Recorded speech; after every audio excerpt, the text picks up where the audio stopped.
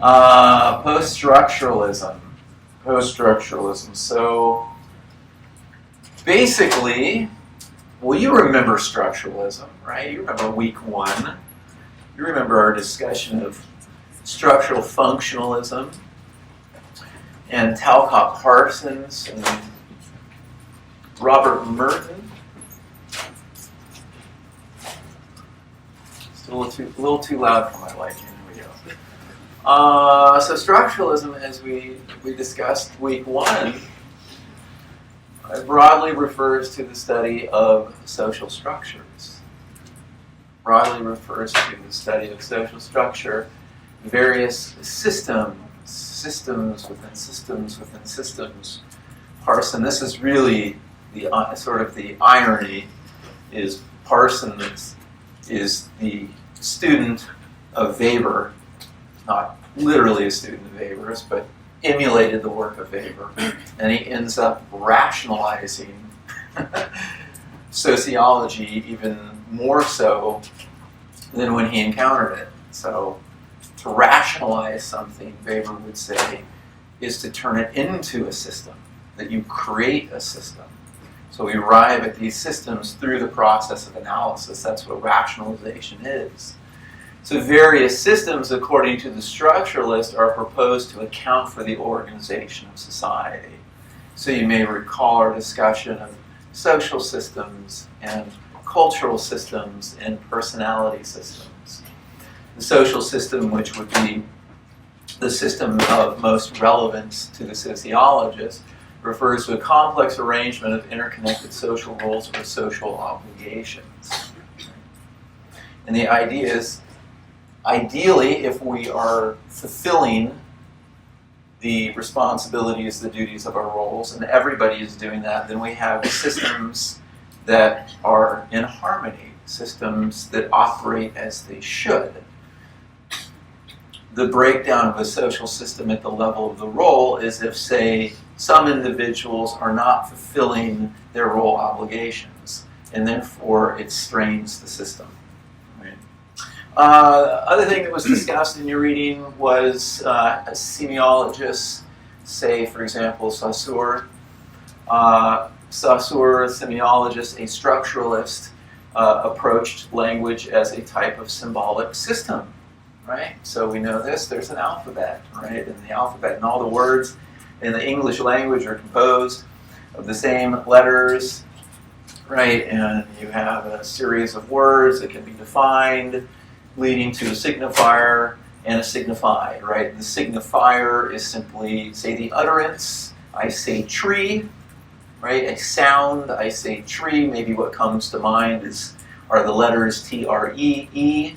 And what also comes to mind then is some version of a tree, right? It's a type of object. So the signifier then is say the letters T-R-E-E or the utterance, and what comes to mind is the image of the thing. Or if maybe we're standing by a tree and I say tree and touch the tree, there's then the linkage of the signifier and the signified. So the signifier signified pair, and there's always a pairing, right? That's the power of language or symbolism is in representation. Language is a representation of reality, or when we get to Foucault, Foucault understands truths as representations. Truths can be nothing but representations. That animals understand reality. My cats know when a food bowl is empty or when it's full. But they don't grasp truths, and they don't grasp truths because they can't grasp language. So a truth is uniquely human. To understand a truth is to understand the accuracy or the validity of a representation. That the representation of something corresponds to the thing itself. So the signifier, signified pair has only a relatively stable meaning because signs exist only in the context of stable, institutionalized structure of language. Right? So the stability of any element is explained by its position within the broader system. Why Parsons is always insisting that to understand something, we have to understand it in its particular position relative to other things, other elements within the system. So that's structuralism. What is post-structuralism? This today, Thursday, we're discussing post-structuralism. We're going to discuss Bourdieu, who is another post-structuralist. Then we'll get to the postmodernists. There's a lot of post. What do these terms refer to? Well, post just means after. So it's occurring. It's a school of thought, or it's a theoretical paradigm that comes after structuralism, and in some way, shape, or form is different than structuralism, is opposed to it in some way. I'll let you be the judge of how different Foucault's analysis is of, say, a Parsonian analysis or Merton's analysis, who are our structuralists. So post-structuralism is so named because it represents a challenge to structuralism. It represents a challenge to structuralism. According to our authors of the textbook, it is not so much a coherent theory as it is an assemblage of converging themes developed by French theorists in the 1960s. And these converging themes developed by French theorists in the 1960s, both Foucault and Bourdieu, offer us new insights concerning the dynamics of power.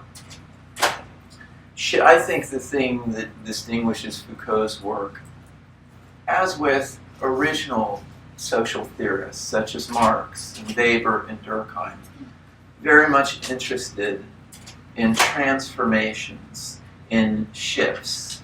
In Foucault's case, changing systems of knowledge. I think that's what he's focusing his analysis on. There are times, there are periods in which new systems of thought emerge. New understandings emerge, new knowledges emerge, which affect how we relate to objects in the world. Right? So he's really looking at this new dynamics of power, which we'll get into: normalization, disciplinary power, epistemic shifts, all these sorts of, there's a whole list of concepts that we're going to cover today. Okay, so here's a picture of Michel Foucault, passed away in 1984. Wore many different intellectual hats, was a French historian, a philosopher, a psychologist. And of course, he wouldn't be great if he wasn't prolific. He wrote many texts, many books: Madness and Civilization, The Birth of the Clinic, The Order of Things, Discipline and Punish, which I'll talk about in the second half of today's lecture, and The History of Sexuality, which I'm going to start with that before we get to Discipline and Punish, so I'll talk about those two ideas presented in those two books. But all of these, we can say, this body of work, all of these texts, in one way or another, critique the systems of thought that emerged with the modern human sciences. So he's providing us with a critique of the systems of thought that emerged with the modern human sciences. Now you might ask, well, what then do the human sciences refer to? Well, here's a list of the most important forms of the human sciences. Knowledges. In knowledges, he's critiquing knowledge and looking at the relationship between knowledge and power. How in order to exercise power, there must be some body of knowledge that justifies, say, the exercising of that power. So the human sciences refer to knowledges such as psychology, sociology, psychiatry, psychoanalysis, and criminology, together with some aspects of medicine. These are the human sciences. And his goal he says, is to show how the emergence of these forms of knowledge, or what we might call disciplines within human sciences, how the emergence of these forms of knowledge was enmeshed in practices of power. He wants to dispel the notion that science, that scientific practice, that scientific findings are in some way neutral, that they exist in a space of neutrality. There is no knowledge, Foucault would say, that is neutral. So what he's revealing are forms of scientific knowledge that had great implications for the ways in which individuals were classified as subjects and treated as subjects, and say acted towards as objects of knowledge to be rehabilitated, to be trained, to be transformed, to be corrected. Like the Frankfurt School theorist, Foucault takes issue with the allegedly liberating effects of the Enlightenment. As we talked about before, reason and science. This attitude does not entail the rejection of reason so much as it informs a critique of scientific knowledge as being tied to the exercise of power. Once again, the sort of the naive view of Enlightenment thinkers is that this is a type of knowledge that's objective knowledge, as such secures a position of neutrality that is one without bias. And Foucault's showing us how so many of these human sciences were in fact biased and led to the biased treatment of human subjects. Foucault was most interested in understanding and explaining the social effects of scientific discourses and practices. The social effects, meaning how was this knowledge put into practice? How did, say, the treatment of patients of the psychiatrist, right? How was the knowledge that was deployed by the psychiatrist, how was that turned into procedures, to practices, to the treatment, to treating the individual that is seen as an object of knowledge as being mentally ill? So he said he was interested in the effects of truth. The effects of truth. The social effects of scientific discourses and practices. So he focuses his attention on the relationship that exists between knowledge and power. That power is exercised on the basis of knowledge. And knowledge, when it's believed to be factual, of course, then is turned into truth. Is turned into truth. So in the human sciences, knowledge becomes the ultimate ground of all power. So why am I about to conduct a lobotomy on my patient? Why am I about to take an ice pick and start hammering this ice pick into the brains of my patient? It's on the basis of scientific knowledge. The truth that this is one form of therapy or rehabilitation, that the subject will be improved after the lobotomy is performed. And keep in mind, the individual performing the lobotomy is not an agent of the state. It is not a judge, it is not a police officer, it is not an elected state official. This person is a scientist. How is it this person has the right to mash somebody's brains up? on the legitimacy of science. That this is one way of curing, the belief is that this is one way of curing the individual, of treating the individual, of correcting the individual. Foucault used two methodological approaches to interrogate this power knowledge dynamic. Two methodological approaches to interrogate this power knowledge dynamic. The first method is what he refers to as archaeology. The archaeologist, unearthing, digging up, excavating, right? Unearthing the discourses. Discourse. So another way to think about this, of course, is conversations. Conversations. Discourse is sort of elevating conversation. I mean, discourse is really elevating conversation to the level of, say, analysis, to forms of knowledge. Archaeology involves unearthing the discourses that set the conditions for what counts as knowledge in particular historical periods. What is taken to be factual or real in particular eras? What is taken to be factual or real in particular eras, within particular periods of time? So he's saying that the analyst needs to first unearth, to excavate these discourses that set the conditions for what counts as knowledge in particular historical periods.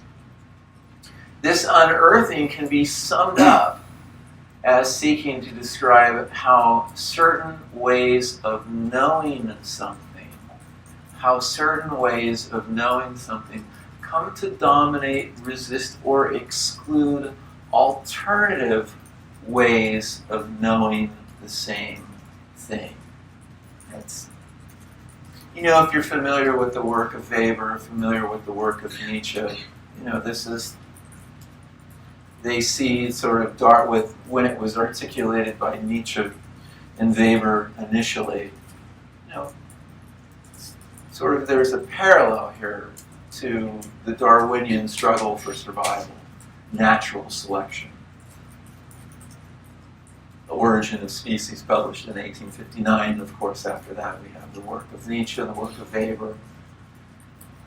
They see a struggle not only taking place between biological living beings for survival, but ideological struggles, right? Ideas, forms of knowledge that compete with one another for hegemony, for supremacy, for legitimacy. At different periods of time, there are different knowledges, different understandings that are viewed as more credible than other views. They're seen as more factual, more truthful. So just as there's a struggle for survival of biological things, there's also a struggle for survival of ideological things, of forms of knowledge. How is it that some knowledges become accepted as fact or truth and others do not? How is it that some knowledges become accepted as fact or truth and others do not?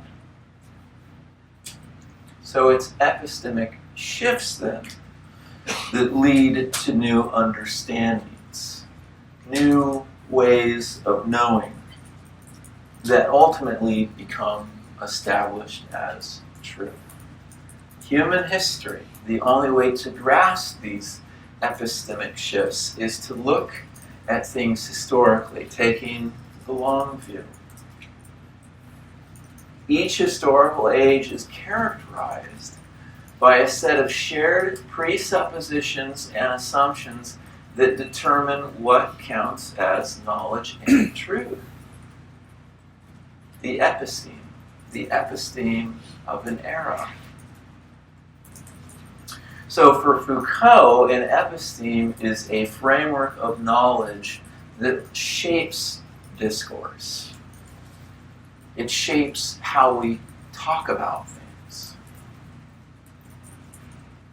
our presuppositions, our assumptions that determine what counts as truth or knowledge, provide the basis for the conversations that we have. A friend of mine likes to spend a lot of time talking about astrology. Astrology's been around for a while. It dates back to the Greeks and shapes her perception of people, of individuals, of their personality types, their characteristics, etc., etc. But we're always going back and forth. We're always debating because I'm saying that's just a pseudoscience. That's not real knowledge. It's make-believe. It's a self-fulfilling prophecy. It alters. We were talking about schemas.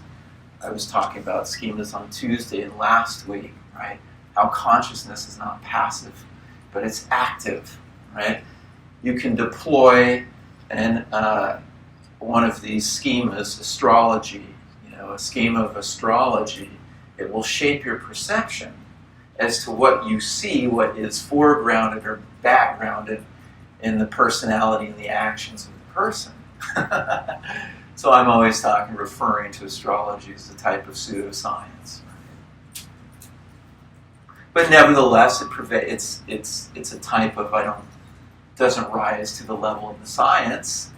You're not going to find, say, the field of astrology here as a major at UCLA, but it still is treated as an important form of knowledge by individuals, and occasionally people draw on that knowledge in order to make sense of things.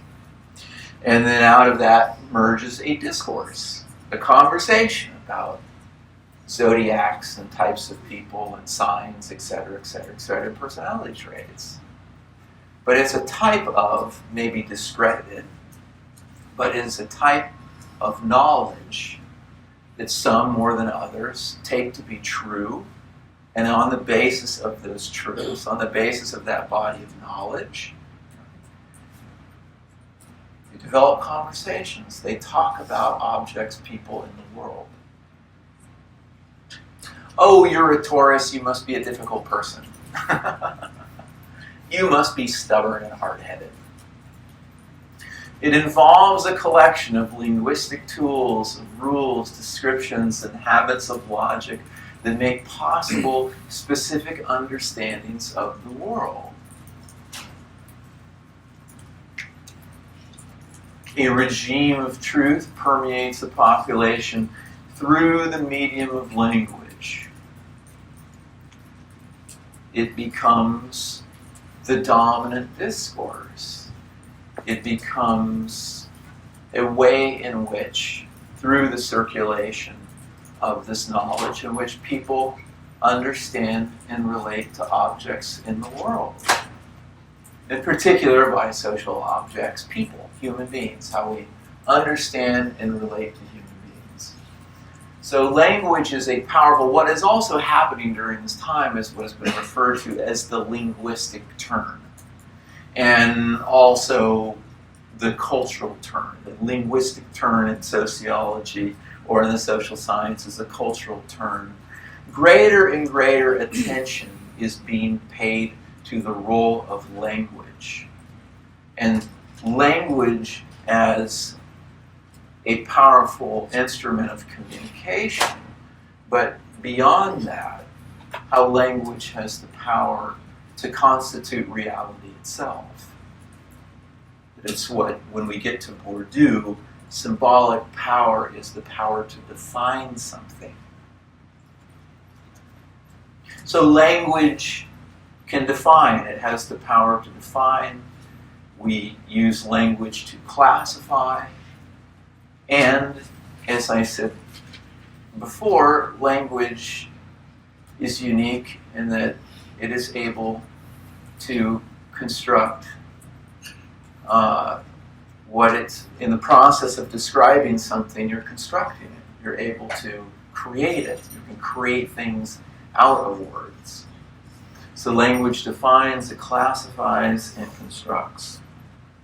So just break this down then so that we're able to see the connections between these terms, right? From knowledge to truth to discourse, because those are really three important terms that we need to understand to grasp what Foucault here is arguing, to grasp his theory.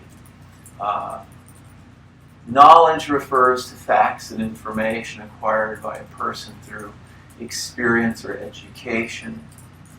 When knowledge is presumed to be factual, it then is regarded as true. Ideas, for example, that are regarded as true. Then we get to the last step here. Forms of knowledge and truth circulate through populations via language or discourse. So what Foucault is asking us to appreciate is that discourse is the carrier. Discourse, it's the vehicle through which knowledge and truth is carried. Constructed by people, but also transmitted to individuals through discourse. So language is a powerful medium. It's a vehicle for transmitting knowledge, for transmitting truth from person to person and population to population.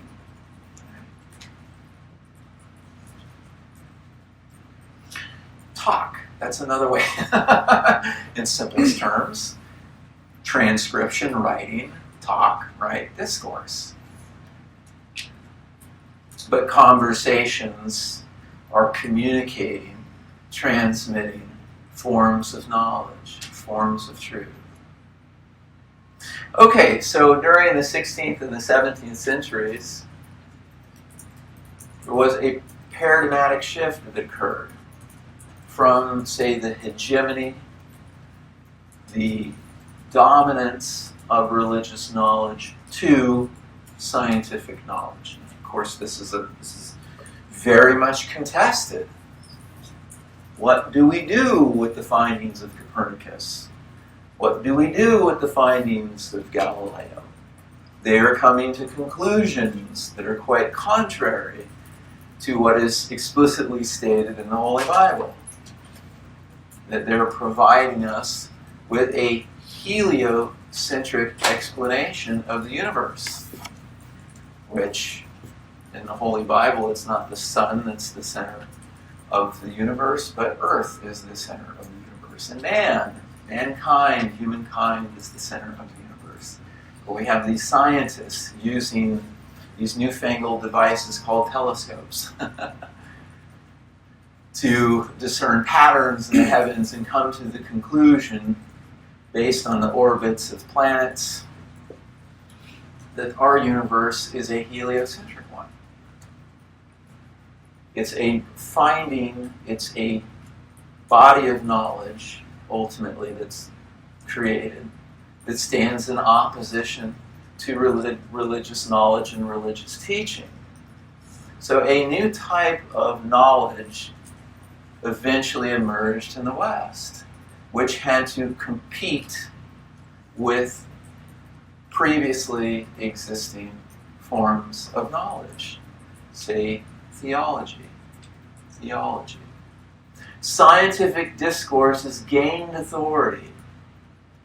Power appears in its most potent form when it is successfully translated into systems of knowledge. So this is a period of time, and from this period on, scientific discourses increasingly gain more and more authority, more and more power, more and more influence and credibility. Foucault writes that each society has its regime of truth. The types of discourse that accepts and makes function as true, the mechanisms and instances that enable one to distinguish true and false statements, the means by which each is sanctioned, the techniques and procedures accorded value in the acquisition of truth. the status of those who are charged with saying what counts as true. We get to his second methodology. That's the methodology of genealogy.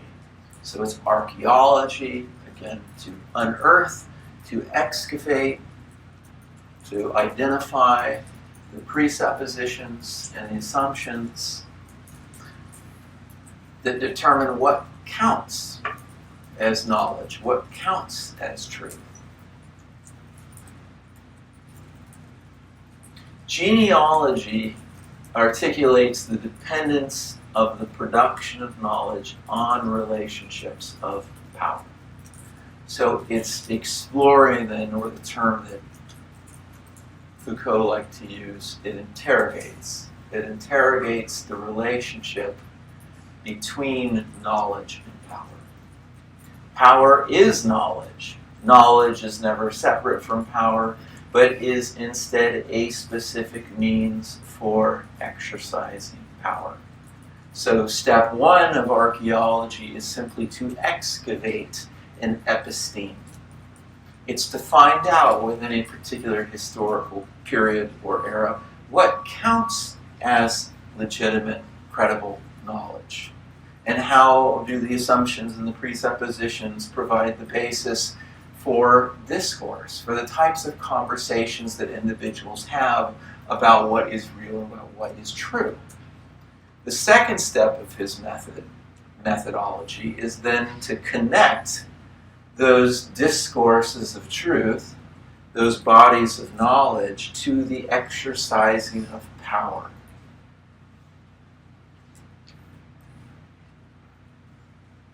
This is very much derivative of the project of Friedrich Nietzsche's,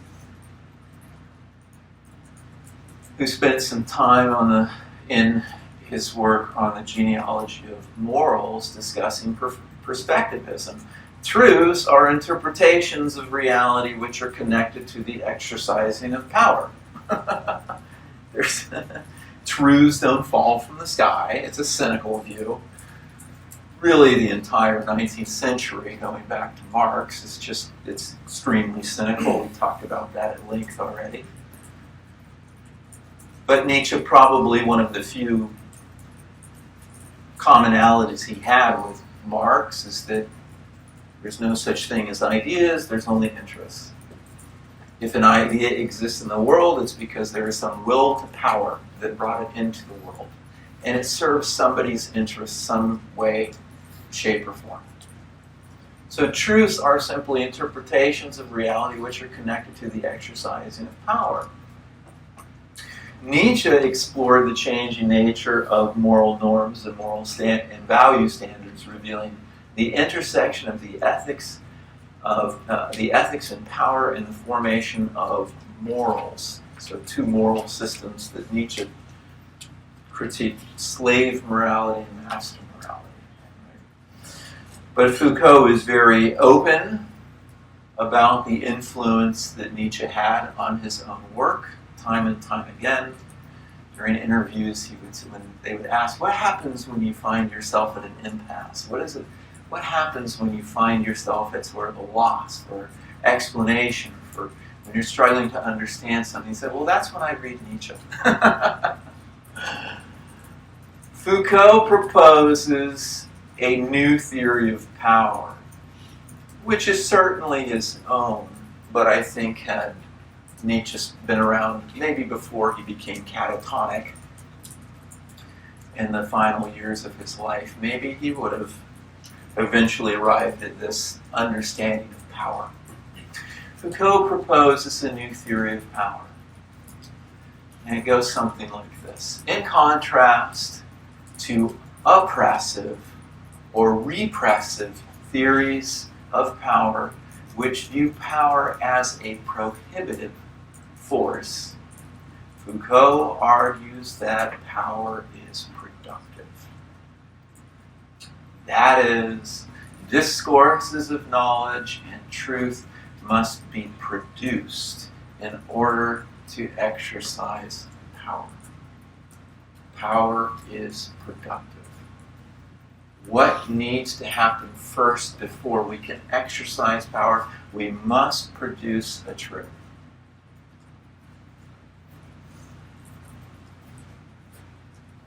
That Russian communists, East German after the war, East German communists, Polish communists had to produce the truth of communism to legitimate the exercising of power in a communist regime.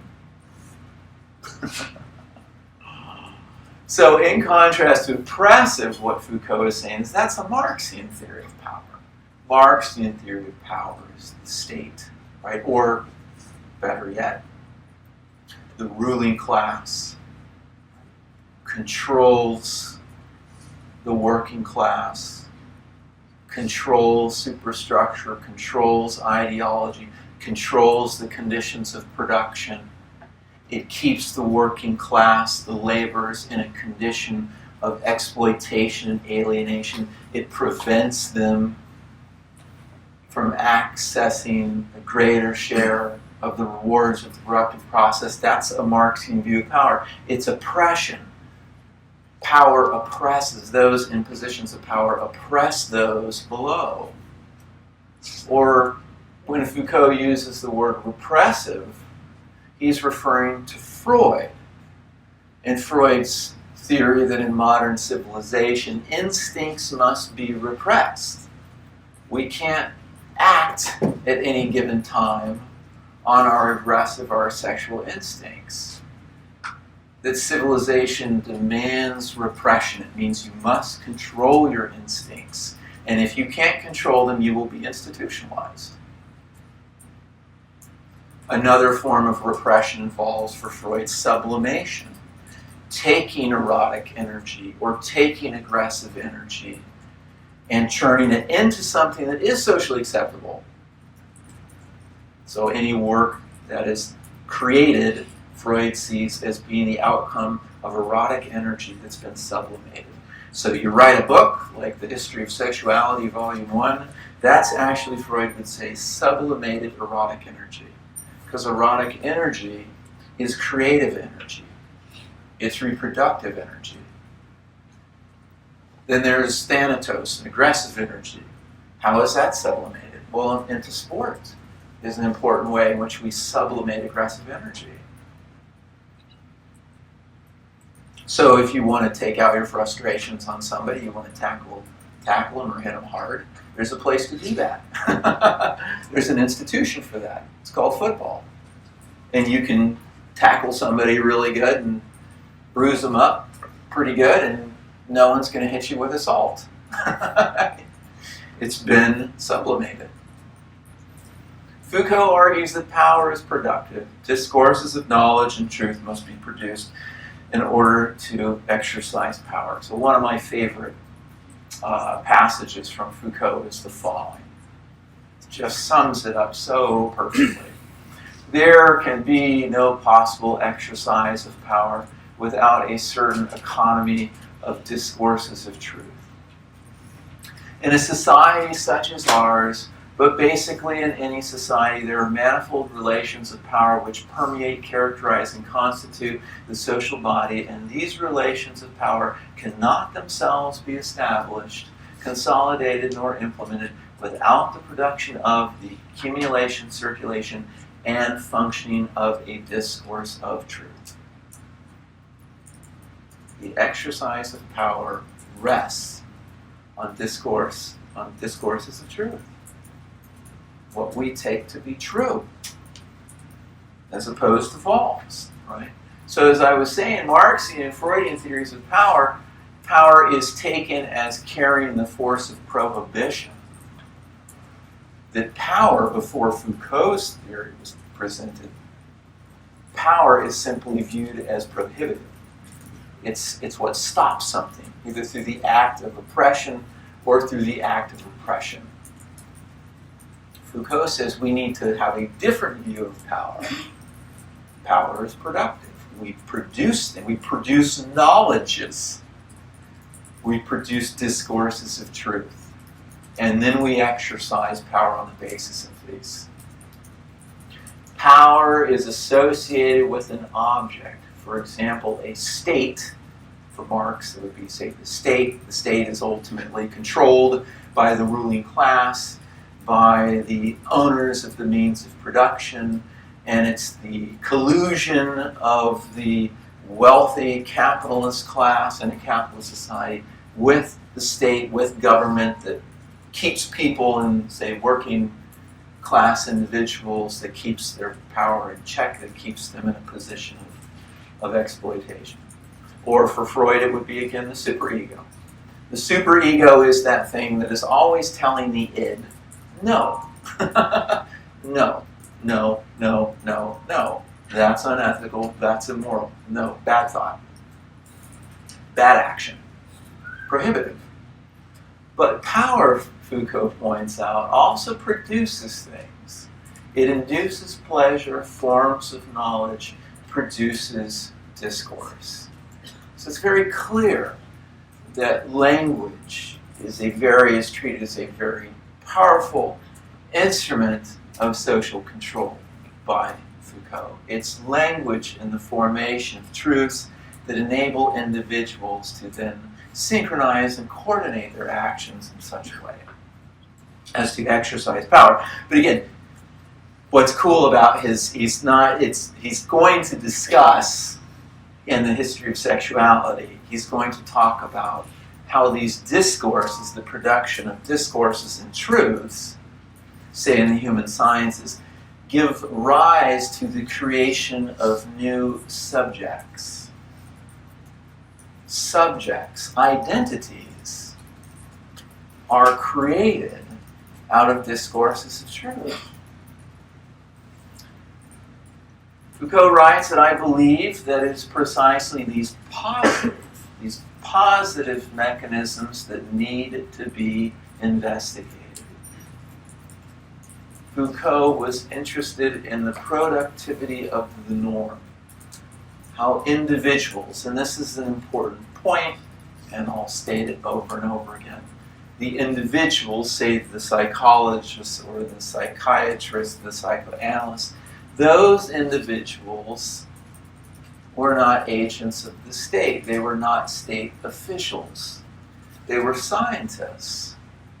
Nevertheless, they were able to produce a discourse of truth that had very clear ramifications, repercussions on the lives of those that were deemed to need treatment, rehabilitation. Social norms are constantly being produced and reproduced, constituted by discourses of truth, used in the disciplining and the reforming of subjects. The productivity of the norm. This is one of the things that human beings excel at, is constructing norms. I don't want to say that the state, that is to say government, isn't important. He said it in an interview. What I want to say is that relations of power necessarily extend beyond the limits of the state. Modern example might be cancel culture. The way in which individuals that have nothing to do with the state or the government are able to come up with what they feel is appropriate or inappropriate. And if something is uttered or spoken or said that is considered to be inappropriate, that thing is then sanctioned, that person is then sanctioned.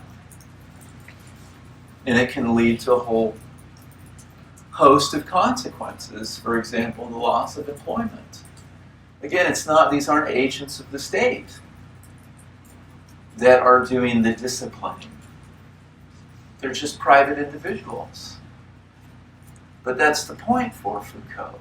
Power is dispersed among all agents of a society. And everybody has power insofar as they participate in maintaining a discourse of truth and exercising power on the basis of that truth. So if you say, I think that is wrong, and I think this person should be canceled, you are an agent of power. And you are sanctioning and you are disciplining. You don't have to be a state official. Power relations in modern societies are multiple, diffuse, and often non-juridical.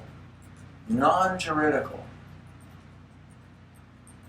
For example, scientific discourses are produced by scientists. They are not produced by state officials. So he's shifting our attention away. Again, we're not just, as Marx would be, preoccupied with the state and the use of power to oppress. Foucault's saying, well, there are other entities that we could focus our attention on, outside, that extend beyond the state, to simply professional organizations of scientists, or public opinion, again, as being a very powerful normalizing discourse.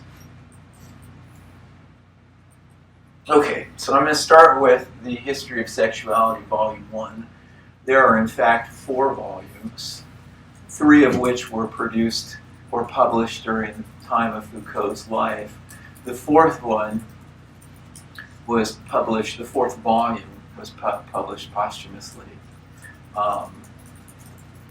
My understanding is that Foucault didn't want the 4th volume published. He never signed off on it, but his family members permitted its publication. So, again, eerily, strangely similar to Nietzsche, which it irks me when I hear people who are teaching classes on Nietzsche assign the will to power. It's like, that is not one he signed off on.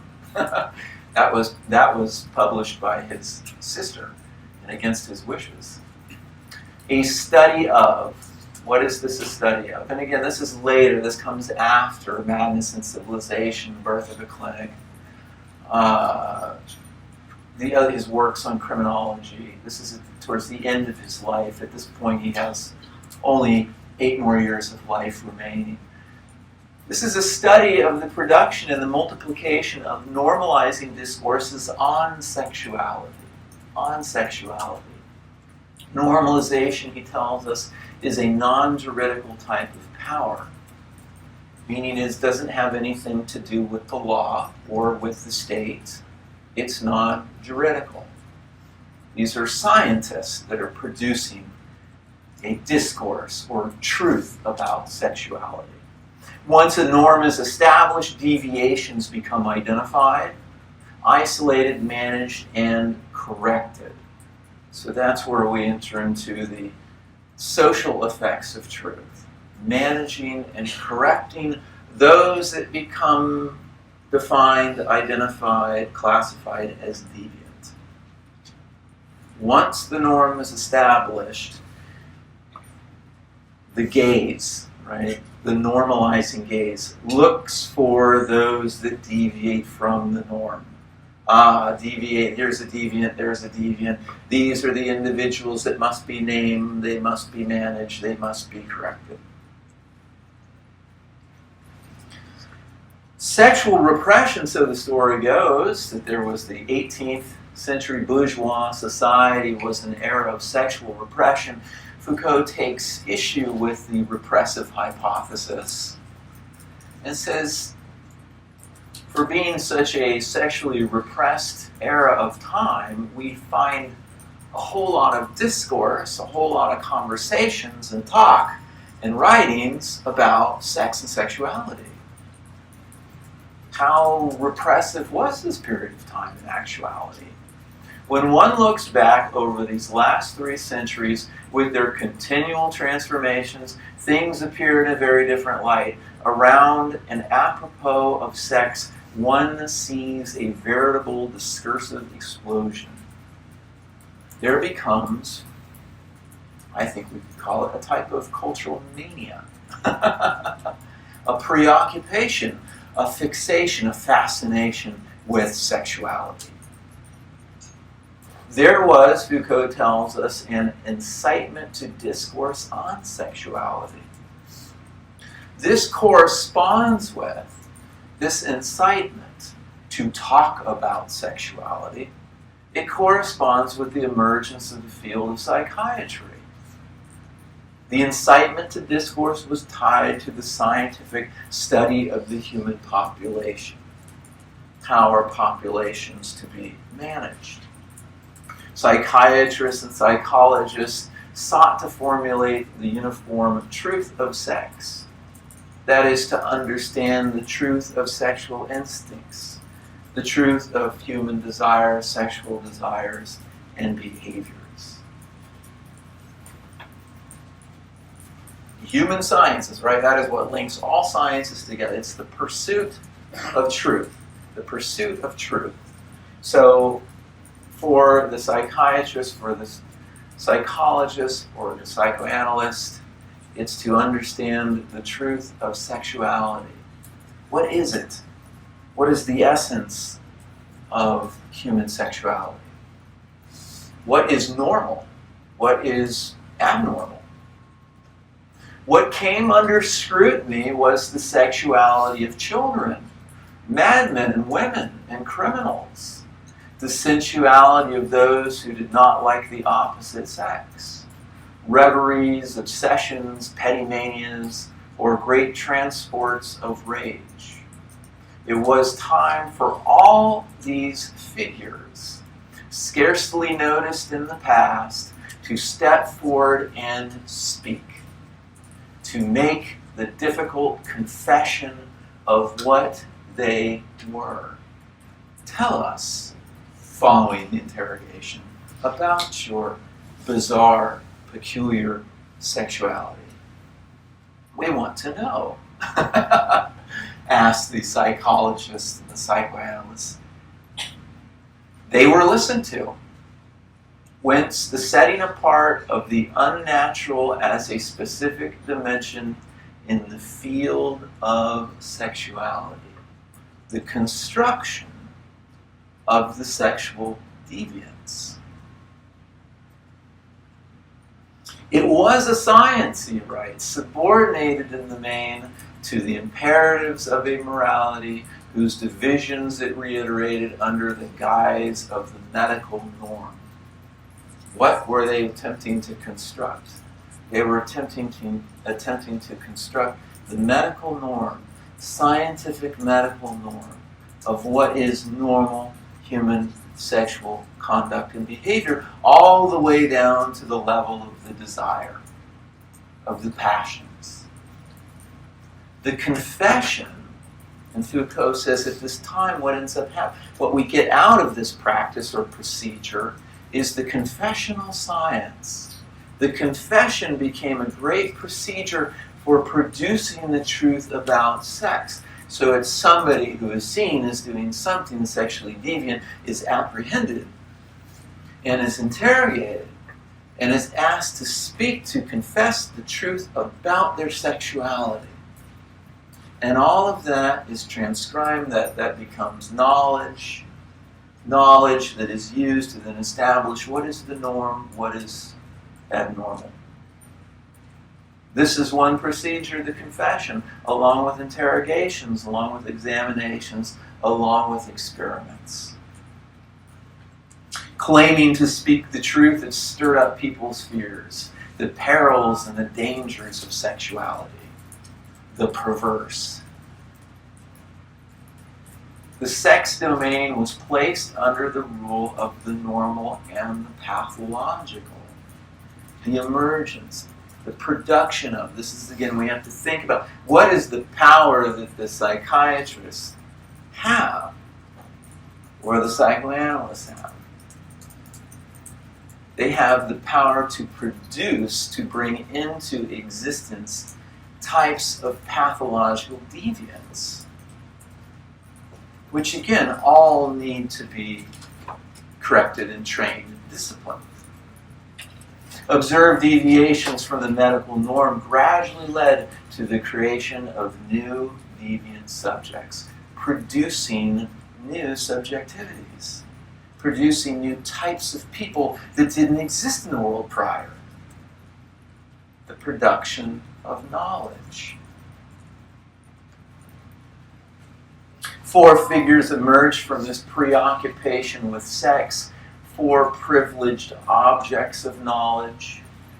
Foucault discusses in the history of sexuality the hysterical woman, the masturbating child, the Malthusian couple, and the perverse adult.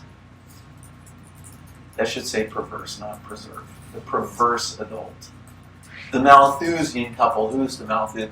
The Malthusian couple, the belief was, well, you get married for what? You get married to have sex to create children. The Malthusian couple is the couple that finds unreproductive pleasure in sex. Unreproductive pleasure. So they don't want to have kids. Which at this time was considered deviant. A taxonomy of deviant subjects emerged who became targets of the ventures of knowledge. All right, I got to read a passage here. I can find it.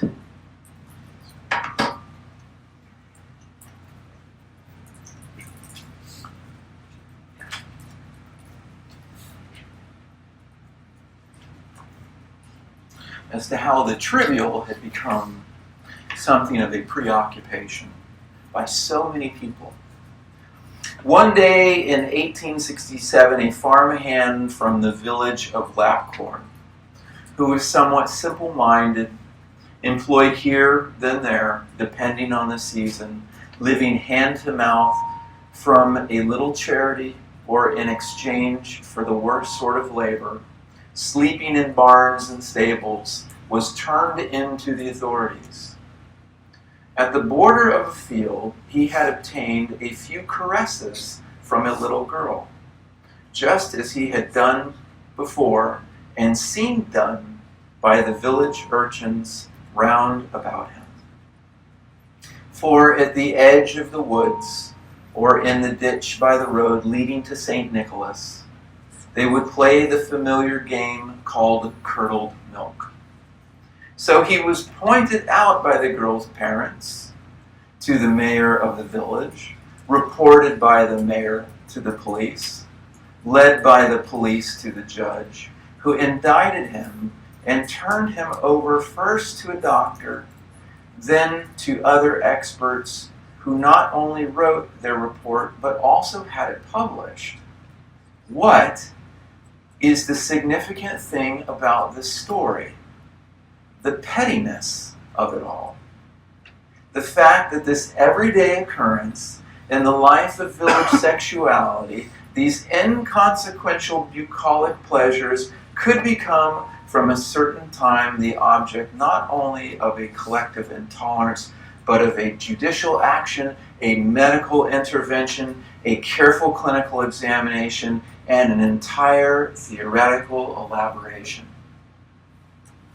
The thing to note is that they went so far as to measure the brain pan, study the facial bone structure, and inspect for possible signs of generescence, the anatomy of this personage who up to that moment had been an integral part of village life.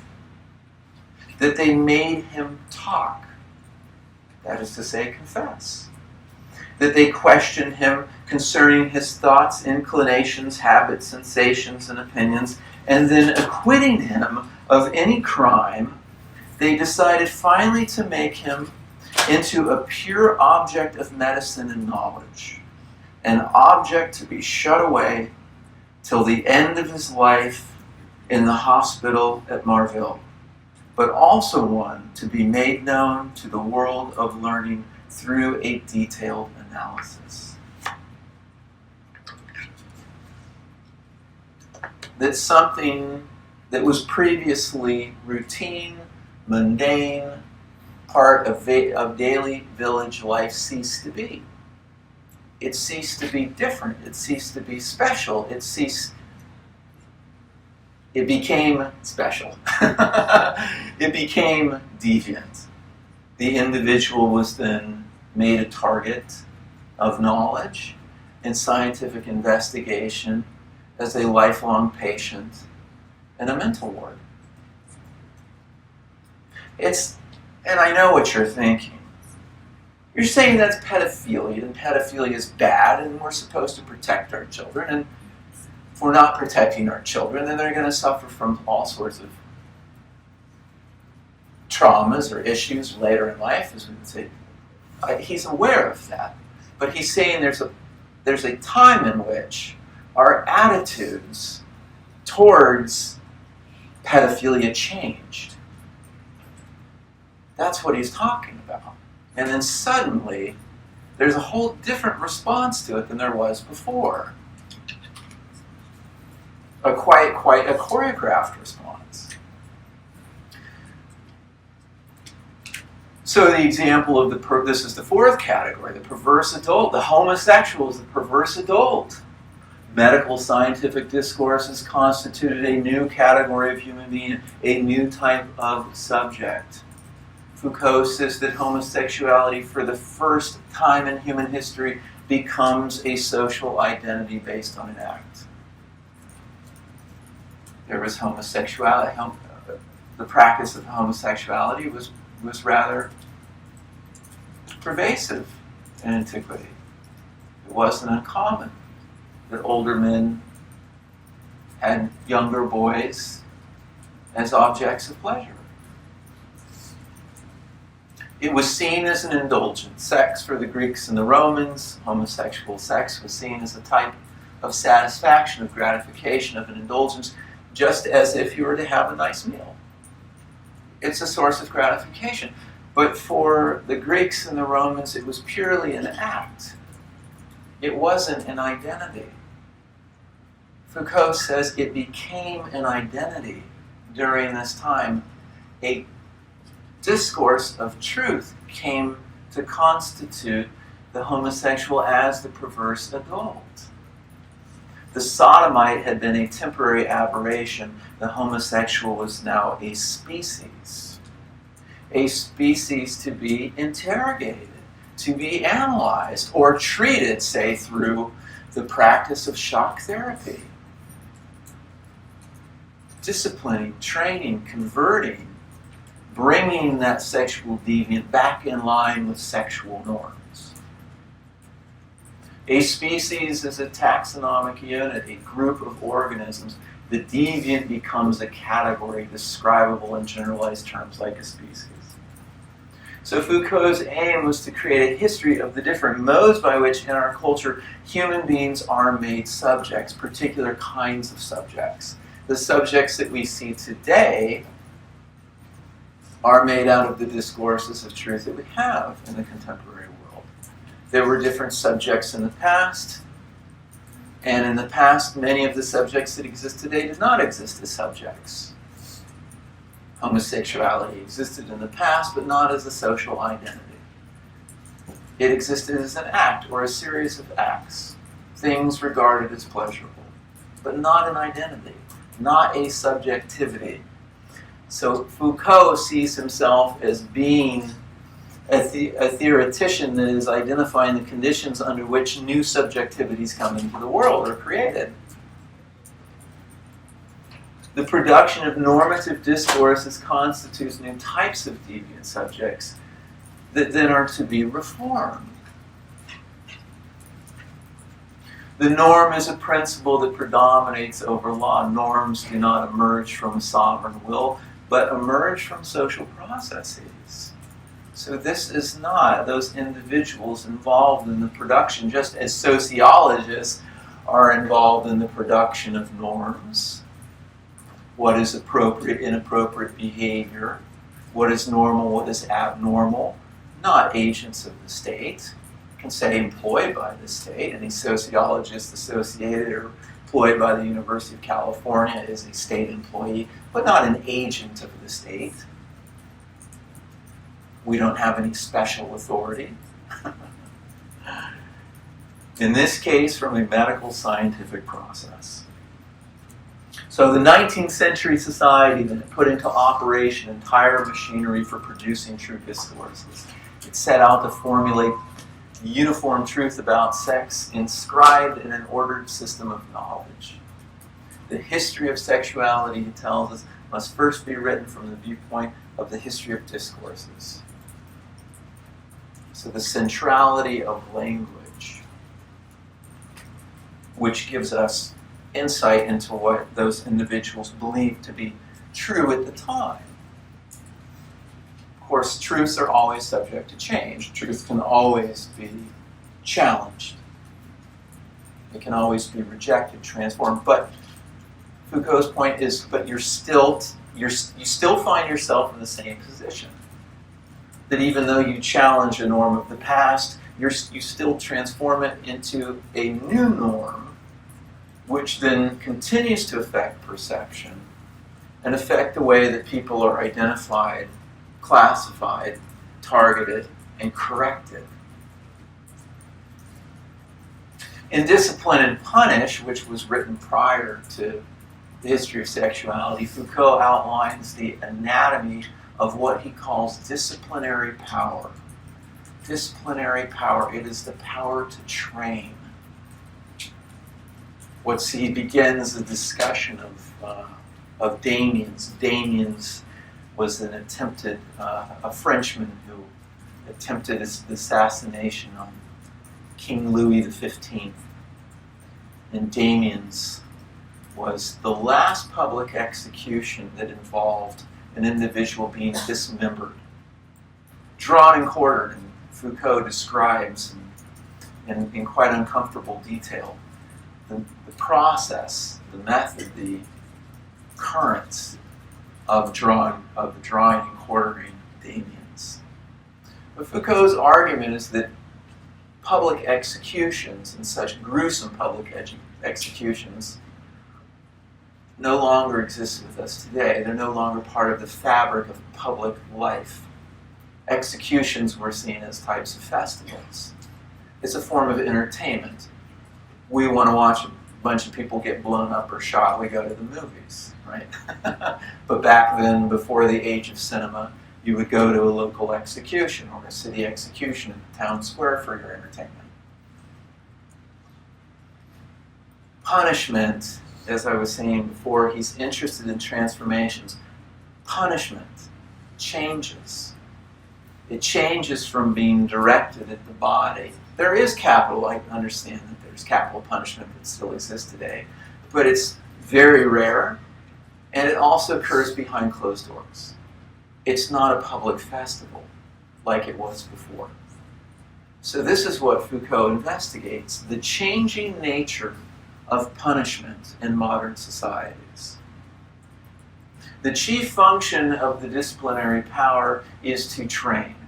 Discipline makes individuals. It is a specific technique of power. And panopticonism is what pervades the disciplinary society. His argument is that instead of targeting the body with pain, dismemberment, lighting individuals on fire, whatever it might be, that a new attitude towards punishment is taken.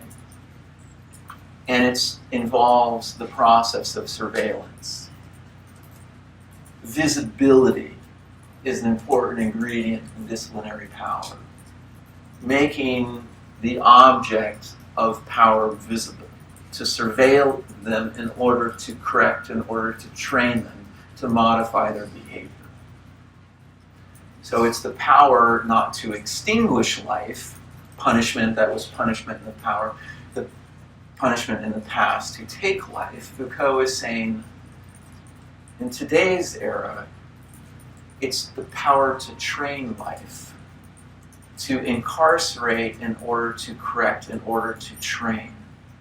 It's not the taking of life, but the training of bodies, of minds, of souls. The prototypical manifestation of disciplinary power in architectural form, he tells us, is the panopticon. It was lauded as a model of the ideal prison, designed so the guard can see the prisoner, visibility. But the prisoner cannot see the guard. You don't know if you're being watched or not. So you better presume that you are and correct, work on your own behavior, modify your own behavior. but the panoptical gaze, as he refers to it. This panopticon was the brainchild of British philosopher Jeremy Bentham, and it looked something like this. And each one of these cells, of course, is made so that the entirety of the cell can be seen from the individual that's in the tower. And then the glass on the tower, of course, would be darkened so that the prisoners could not see if they were being watched or not, if there was somebody in there or not, but they would had to assume visibility. Panopticon was the term Bentham used for a set of proposals he tried to sell the British government for the retraining of a criminal's mind from irrational law-breaking to rational law-following. A change in the procedures of punishment. Bentham's design reveals the centrality of surveillance for the exercise of power to discipline prisoners. And this is certainly the world that we live in today. Most major cities around the world, these are controlled through camera surveillance. Foucault traces this observational feature back to the military camp used for disciplining soldiers. The camp is the diagram of a power that acts by means of general visibility, the way in which the camp is laid out, the way in which it's organized. Visibility. Soldiers become visible.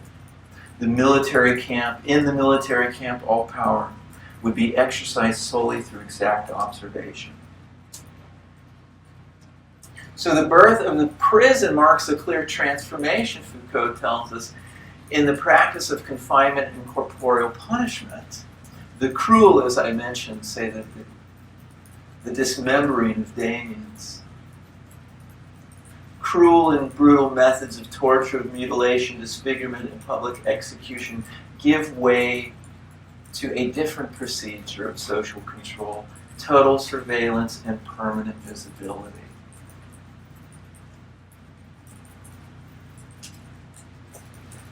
Rather than punishing the body, disciplinary power targets the mind and the soul of the offender, he tells us. The prison makes possible the establishment of criminology as a science and as a practice of surveillance and control, a regime of knowledge and practices and power.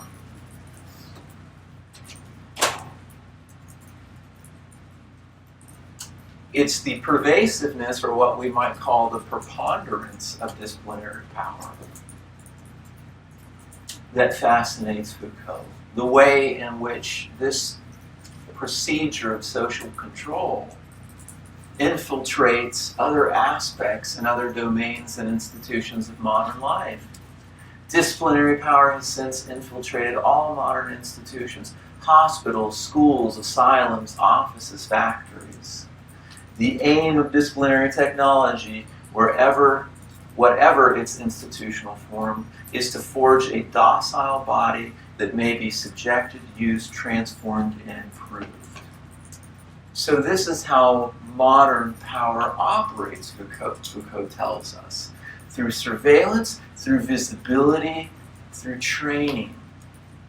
He talks about hierarchical observation, about the use of examinations. The examinations are able to identify those within the norm and those outside the norm. And then those outside the norm are then targeted to be corrected, to be modified, to be trained. This is the way in which it works, or all the various, as an employee of the University of California, all the tutorials every year that I have to take that are effectively training me. And they say, that's not the right response. This is the right response. Training to create docile individuals that internalize the correct response of treatment. Okay, I'll upload these slides, and hopefully you can read over them over the weekend. If you have any questions, let me know.